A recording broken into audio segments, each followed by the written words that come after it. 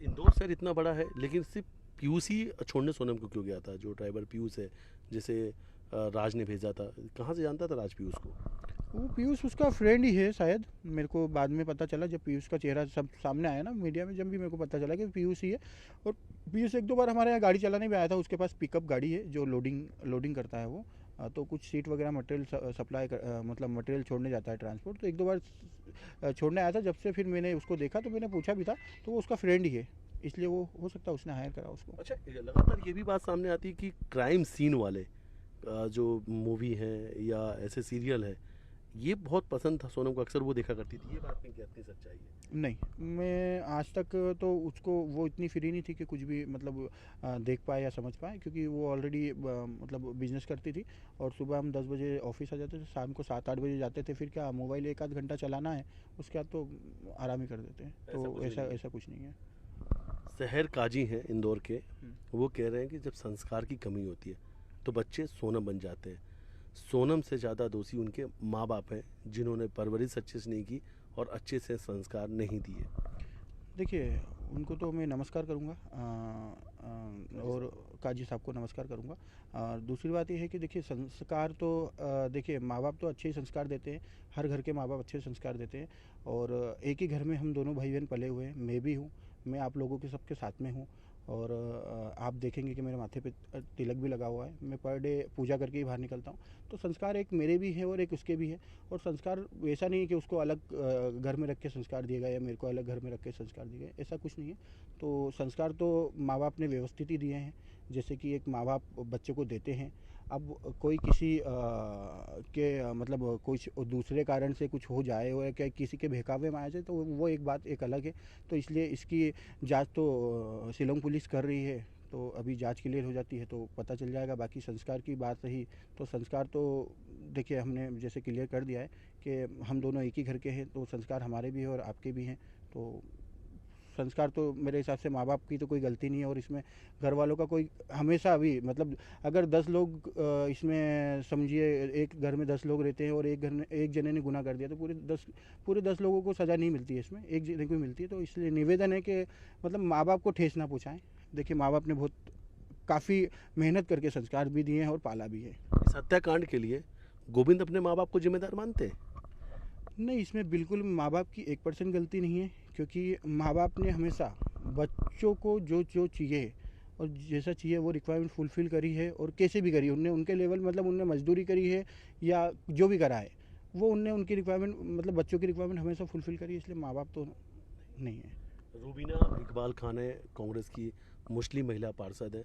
वो कह रहे हैं उसकी सोनम को तालिबानी सज़ा मिलनी चाहिए, 100 कोड़े मारने चाहिए और फांसी की सज़ा दे देनी चाहिए। देखिए, उसने अगर जुर्म करा है तो अगर क्या नाम क्या है उनका, रूबीना रूबीना। रूबीना रूबीना जी का, अगर जो भी सोनम ने जुर्म करा है तो उसके लिए अगर वो कुछ केस लड़ सकती है तो बिल्कुल केस लड़े और उनकी कार्रवाई को आगे बढ़ाए और उस कार्रवाई में सपोर्ट करे। हम उनके साथ हैं।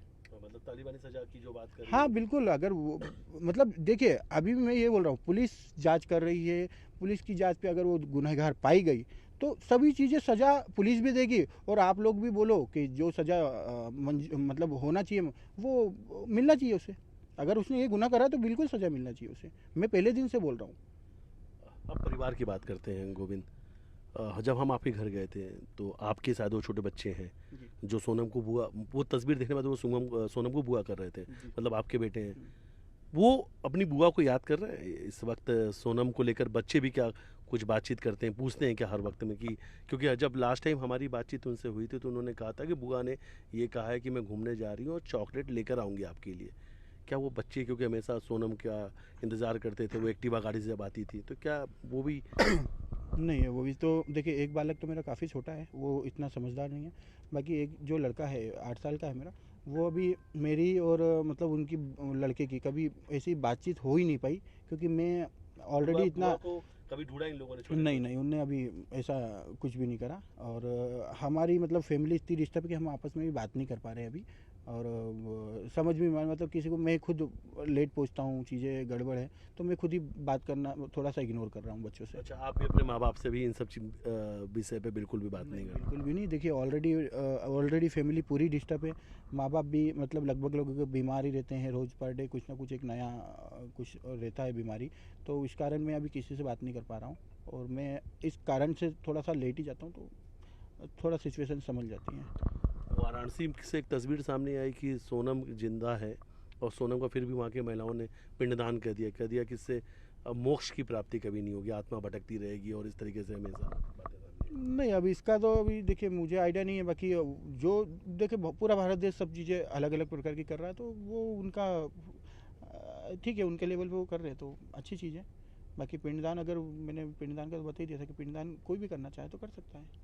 चाहे वो राजा के परिवार की हाँ, हो। राजा जी के परिवार के तो देखिए मेन हक तो उन्हीं का है कि पिंडदान वो करे तो एक्चुअली सही रहता है।